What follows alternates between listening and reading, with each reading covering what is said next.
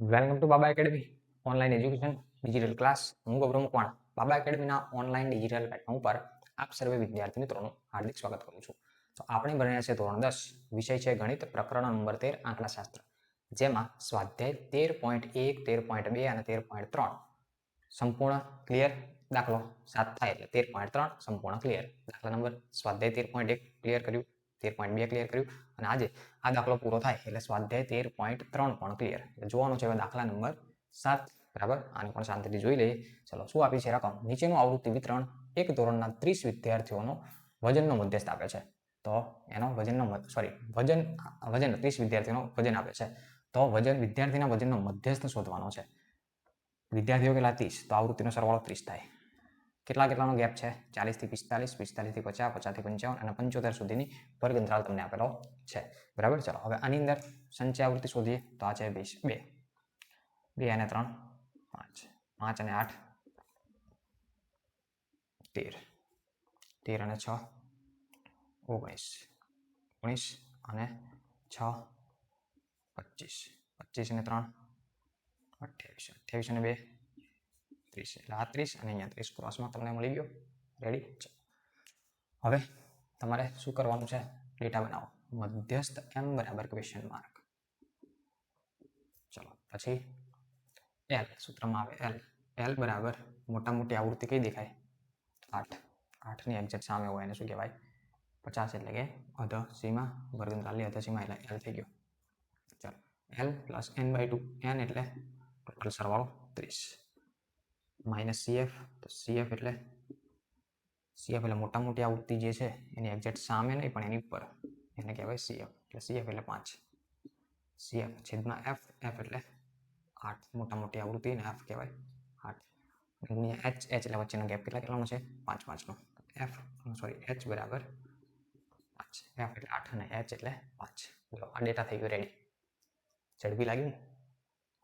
છેલ્લો દાખલો છે એટલે ફટાફટ ભણવાનું એવું નહીં, પણ કહેવાનો મતલબ તમને ખબર પડે છે, મતલબ એવો છે. ચલો, મધ્યસ્થ m બરાબર l plus n/2 minus cf છેદમાં f ગુણ્યા h માટે m બરાબર l.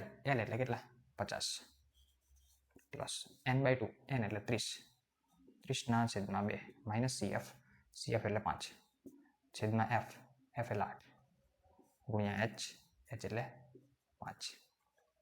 રેડી? ચલો, સાદું રૂપ આપો, જવાબ લાવો. m બરાબર 50 પ્લસ આ બધાને ભાગાકાર 30 ભાગ્યા 2 એટલે 15, 15 દુ 30 માઇનસ 5 છેદમાં 8 ગુણ્યા 5. ચલો, માટે m બરાબર 50 પ્લસ 15 માંથી 5 એટલે 10, 10 ના છેદમાં 8 ગુણ્યા 5. ક્રોસમાં છેદ નથી ઉડતો તો અડધા અડધા કરી નાખવાના. આના અડધા થાય 5, આના અડધા થાય 4.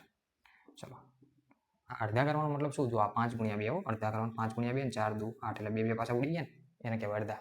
બરાબર, આ પછી કે શું આ કરો સાહેબ કે મધ્યસ્થ m બરાબર 50 પ્લસ પાયો 25 અને નીચે વધ્યા 4.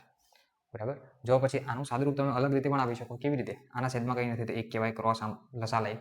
બરાબર, એ રીતે પણ આપી શકાય, પણ આપણે એ રીતે આપતા નથી. અહીંયા સીધો ભાગાકાર કરીને, કેમ કે જવાબ આપણો પોઈન્ટમાં આપ્યો હોય છે, અંશ છેદમાં નથી હોતો. બરાબર, એટલે સીધો જ ભાગાકાર કરી નાખો, એ લસા બસા લેવાના આવે નહીં. 25 ભાગ્યા 4, 4 6 24, એક વધે પોઈન્ટ મૂકો 0, 4 દુ 8, 2 વધે 0, 4 પંચા 20, એટલે કેટલા થઈ ગયા? 50 પ્લસ 6.25.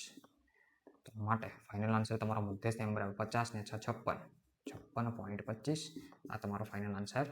ફટાફટ ગણાવો એવું લાગે ને તમને? ગણાવે ફટાફટ ગણાવશે એવું નથી. બરાબર, પણ કહેવાનો મતલબ તમને હવે બધી ખબર પડી છે, એટલે આવી સ્પીડ પણ લાવવી પડશે. કારણ કે 2 થી 2.5 કલાક સુધીનું પેપર પૂરું થઈ જવું જોઈએ.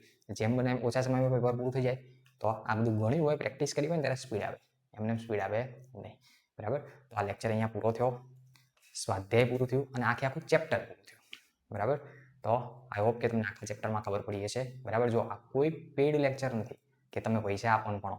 જે હું ઓફલાઈનમાં અહીંયા બેસીને વિદ્યાર્થીઓને ભણાવતો હોય, પદ્ધતિસર બધું અહીંયા એ જ રીતે ભણેલું છે, અને કોઈ પણ સ્કીપ કરેલું નથી, એક પણ સ્ટેપ સ્કીપ કરેલું નથી.